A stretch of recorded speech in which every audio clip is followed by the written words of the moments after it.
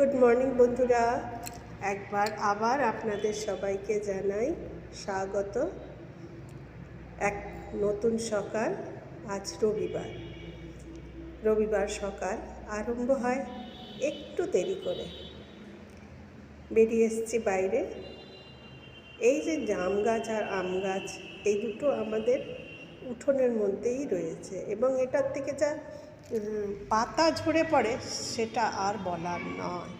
চারিদিক পাতাময় হয়ে যায়, আর একটু হাওয়া দিলে তো আর কথাই নেই। তাহলে তো আর উঠোনে আর জায়গাই থাকে না, শুধু পাতা থাকে চারিদিকে পড়ে।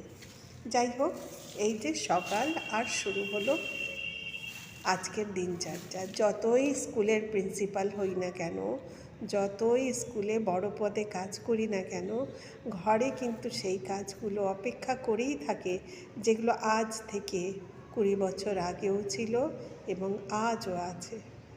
নিয়মিত এই কাজগুলো সেই দিনচর্যার মধ্যে করেই যাচ্ছি। এইভাবেই যে কবে দিন, মাস, বছর কেটে গেল সেটা আর টেরই পেলাম না। আমরা বোধহয় সমস্ত মেয়ে মানুষেরাই এই রকম।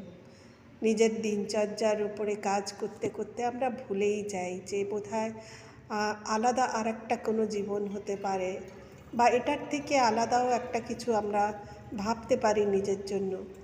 বোধহয় নয়। ওই সেই যেমন বলে না, শেকলে বাঁধা থাকার পরে শেকলটা খুলে দিলেও সে নিজের জায়গা ছেড়ে আর যায় না, সেইখানেই বসে থাকে। কেননা তার মনের মধ্যে এই কথাটা বাসা বেঁধে ফেলে যে সে যেতে পারবে না, কেননা সে তো শেকলে বাঁধা। যদিও তার পায়ে আর শেকল নেই, তাও যেন সেই শেকলের যে ফিলিংসটা সেটাকে সে ভুলতে পারে না, এবং সেটাই যেন তার মনে, মস্তিষ্কে, হৃদয়ে যেন এমনভাবে গেঁথে যায় যে সেটাকেই সে প্রকৃতভাবে যথার্থ মনে করে এবং সেটাকেই ধরে থাকে দিনের পর দিন, মাসের পর মাস, বছরের পর বছর। হয়তো আমরাও তারই মধ্যে সেই শ্রেণীতেই বোধহয় একজন, যে পায়ের শেকল থাকুক আর না থাকুক সেই সমানভাবে দিনের পর দিন, মাসের পর মাস, বছরের পর বছর এইভাবেই পায়ের শেকল না থাকলেও শেকল তার ফিলিংসটাকে আমরা আজও ভুলে যেতে পারিনি। যাই হোক, সকালের চাটা নিয়ে এবার একটু বসে আজ সানডে, রবিবার, তাই একটু আরাম করে চাটা খাবো। কিন্তু তারপরেই অপেক্ষা করে আছে আরও অনেকগুলি কাজ, যেগুলো আজ এক রুটিনের মধ্যে করে নিই। রবিবারে আমায় কী কাজ করে নিতে হবে, পরের দিন মানডে, সোমবার, তাহলে পরের দিন থেকে আমার স্কুল শুরু হয়ে যাবে। সেই জন্য তার জন্য যা জোগাড় যন্ত্র, কাপড়, শাড়ি, সেগুলোকে ধোয়া, আয়রন করা, এই সমস্ত কাজগুলি কিন্তু অ্যাডিশনাল কাজ, সেগুলো তো আমার থাকবে। এবং এছাড়া থাকে ঘরের নিয়ত প্রতিদিনের কাজ। তবে সানডে মানে ডিপ ক্লিনজিং, একটু ভালো করে ঘর দরজা পরিষ্কার করা, ফার্নিচারগুলোকে একটু ক্লিন করা, আর তার সঙ্গে থাকে একটু ভালো করে বসে পুজো করার পালা। যাই হোক, চা রেডি করলাম, এবার যাই গিয়ে বসি চা নিয়ে।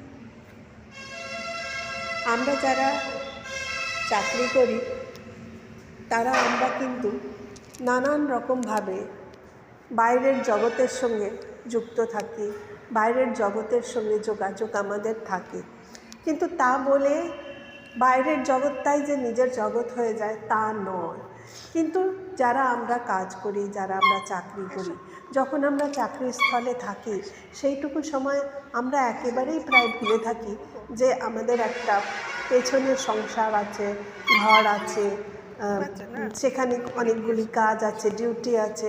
আমি মনে করি সেটা হলো যখন আমি অফিস থেকে বাড়ি ফিরে যাই, স্কুলের অফিস থেকে যখন আমি বাড়ি ফিরে যাই, তখন কিন্তু আমি একদমভাবে স্কুলে মাথায় না রাখারই চেষ্টা করি যেন পুরোপুরিভাবে ঘরের কাজকে ইম্পর্টেন্স দিই এবং সেই কাজগুলোকেই গুছিয়ে সুন্দরভাবে করে ফেলতে পারি।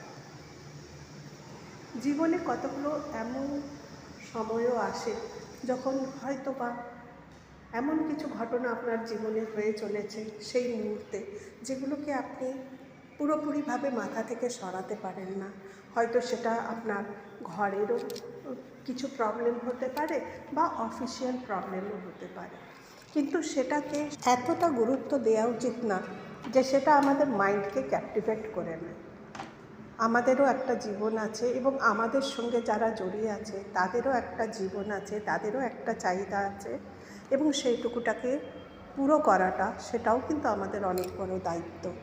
শুধু বাইরে আমাদের যে চাকরি জীবন, আমার যেমন স্কুল, তাই স্কুলের বাচ্চাদের, শিক্ষকদের, তাদের জীবনের যেমন ডেভেলপমেন্টটা করার প্রচেষ্টা আমি চালিয়ে যাই, ঠিক তেমন যেন নিজের ঘরের, নিজের পারিপার্শ্বিক তাদেরও যেন এই সুন্দর পৃথিবীটা আমি দেখাতে পারি, এই প্রচেষ্টা যেন আমার চিরদিন চলে যায়, এই প্রচেষ্টাই আমার থাকে। যাই হোক, এই যে কুলের আচার দিয়ে আজকের ভিডিওটা শেষ করছি। অনেকগুলো কুল কিনেছিলাম এবং তাদেরকে একটু রোদ দেখিয়ে রেখে কুলের আচার বানাবো ভেবেছিলাম, তাই কুলের আচার বানিয়ে ফেললাম। তাহলে আজকের ভিডিওটাই পর্যন্তই, দেখা হবে আবার নেক্সট ব্লগে। ভালো থাকবেন, সুস্থ থাকবেন, সবাই খুব আনন্দে থাকবেন, এবং আমার এই কুলের আচার দূর থেকে দেখলেও জিভে জল তো ঠিকই আসছে, সেটাকে নিশ্চয়ই মনে মনে উপভোগ করবেন। মানসিকভাবে আপনি নিশ্চয়ই এটা কুলের আচারটা এনজয় করবেন। খাওয়াতে তো আর পারছি না, দূরে রয়েছি ভিডিওর মাধ্যমে।